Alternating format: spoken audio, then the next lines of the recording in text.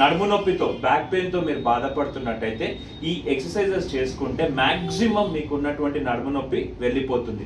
ఒకవేళ నడుము నొప్పి లేదు, నేను ఐటీ ఎంప్లాయీని, సిస్టమ్ ముందు 10 గంటలు కూర్చుంటాను, నేను బైక్ నడిపించలేకపోతా ఉన్నాను, కార్ నడిపించలేకపోతున్నాను, లేకపోతే మైల్డ్గా నాకు పెయిన్ వస్తుంది, ఫ్యూచర్లో వచ్చే అవకాశం ఉంటుంది నా యొక్క వర్క్ పోస్చర్ వల్ల అని మీరు ఒకవేళ అభద్రతా భావంతో ఉన్నారా, అయితే ఈ యొక్క స్పైనల్ ఎక్స్టెన్షన్ ఎక్సర్సైజెస్ చేసుకుంటే 99% మీకు నడుము నొప్పి రాకుండా, వచ్చిన వాళ్ళకు అప్ టు 95% నడుము నొప్పి అనేది తగ్గిపోతుంది.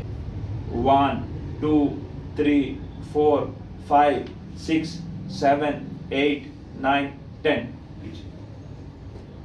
1 2 3 4 5 6 7 8 9 10. కాలు మోకాలు స్ట్రైట్గా పెట్టాలి.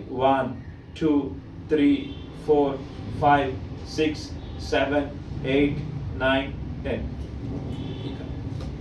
1 2 3 4 5 6 7 8 9 10. ఇప్పుడు ఆపోజిట్, ఒక కాలు ఒక చెయ్యి స్ట్రైట్గా ఉండాలి, కాలు కూడా స్ట్రైట్గా ఉండాలి. 1 2 3 4 5 6 7 8 9 10. ఆపోజిట్.